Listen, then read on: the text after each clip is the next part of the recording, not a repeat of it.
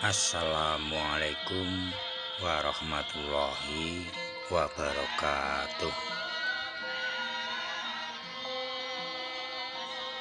Bocah-bocah kelas itu kang tak tresnani, ketemu maneh karo Pak Guru ana ing pasinaon basa Jawa. Dina iki ing pasinaon basa Jawa bakal ngrembug babagan cerita rakyat dumadine rawa pening. Bocah-bocah, sadurunge Pak Guru pesen tetep jaga protokol kesehatan.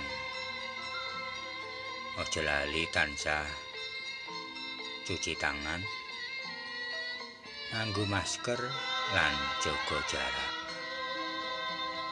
Supaya aku lan kowe tansah didhawuhi saka lelara corona utawa COVID-19.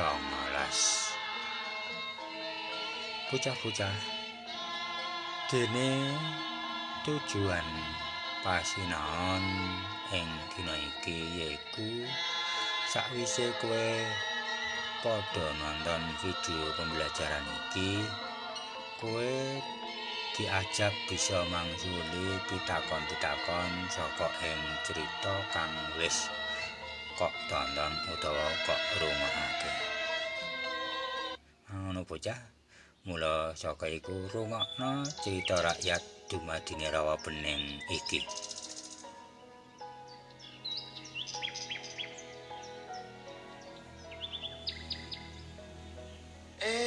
Bocah-bocah, ketemu maneh karo Mbah Carita. Nah, saiki Mbah Carita arep crita marang bocah-bocah ngenani dumadine rawa pening sing ana ing tlatah Kabupaten Semarang. Timun sigarane, ayo nyimak critane. Ngene lho critane. Desa Banarawa lagi nganake merti desa. Para warga desa padha masak maneka warna panganan lan ditanggapke wayang kulit. Dumadakan desa Banarawa katekanan bocah sing rupane elek, ireng lan prengus sing jenenge Baru Klinting. Para warga desa ora seneng katekanan bocah mau. Kang, aku wis rong dina durung mangan. Apa aku oleh njaluk panganan nggonmu, Kang? Apa? Aku ora sudi menehi panganan karo kowe. Wis, kono ndang lunga. Apa kowe ra mesake karo aku, Kang? Ora. Wis, enggal lunga saka kene. Amarga saking ngeliye senajan wis ditundung para warga desa, Baru Klinting tetep mlaku ngubengi desa nganti dheweke tekan omahe Mbok Rondo.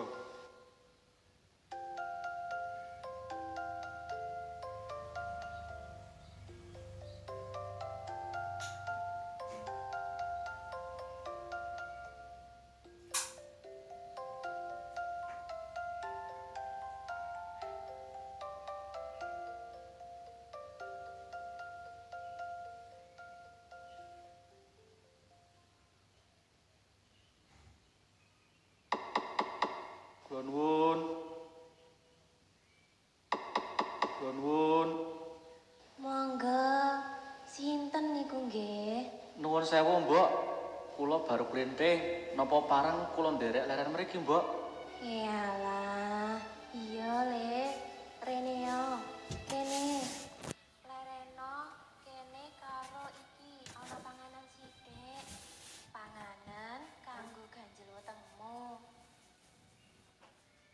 Janjane asalmu saka ngendi kok iso nganti tekan kene, Le? Kula saking tebih, Mbok. Kula sampun mboten gadah rama lan ibu. Lah lajeng niki wau kula mlampah ngubengi desa. Nanging dipun tundung kaliyan warga desa. Kleresan kula kepanggih simbok ing Duh, Gusti. Kok ya nrenyuhake temen lelakonmu le? Ya wis, kowe lereno dhisik sautara ana kene ben ilang keselmu le. Matur nuwun nggih, Mbok. Mbok mangke menawi sawayah-wayah wonten kedadosan menapa-menapa, nyuwun tulung dipun emut piweling kula niki nggih, Mbok. Lho, kedadean apa lan weling apa to le? Menawi wonten napa-napa mangke, simbok nitih lesung nika lan alu menika dados welahipun. Nggih pun, Mbok, kados sampun cekap kula leren, kula badhe nyuwun pamit. Sepisan malih matur nuwun sanget nggih, Mbok. Iya le, sing hati-hati ya. Jenang gula, aja lali karo simbok ya le. Nggih, Mbok. Cekaking cerita baru klinting wis tekan tengah lapangan. Ing kono dheweke ngundang warga desa lan nganakke sayembara. Para warga desa, sapa sing bisa ndudut sada iki ateges wong kuwi pancen wong kang pinunjul. Bocah iki ngejak guyon. Mung sada kaya ngono wae, ora perlu waktu suwe nggonku ndudut. Pindhane mung sak pucuking kuku ireng.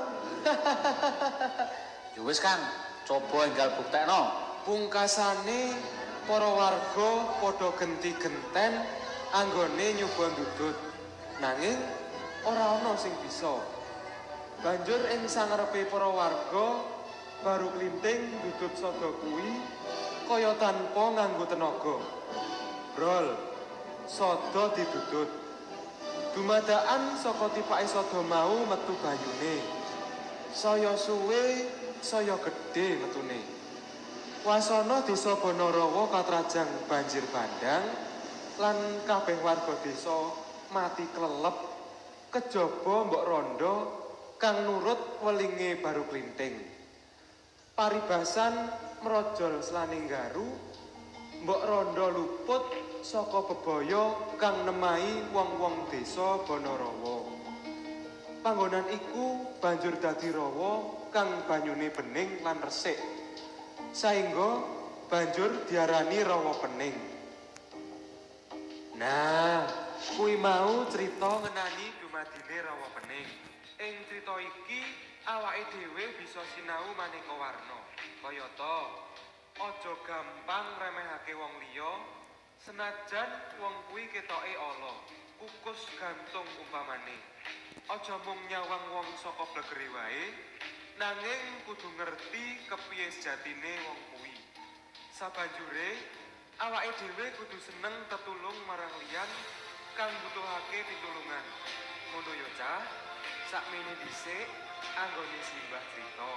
Sesuk diteruske maneh yo.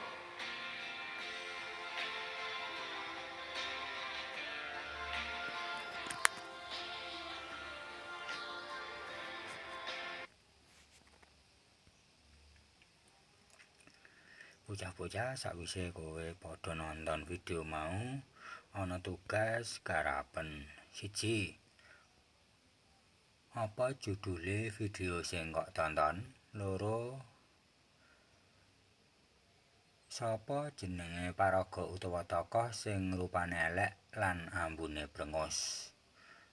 3. Sapa sing menehi pitulungan marang bocah sing ditundung dening para warga sak desa mau?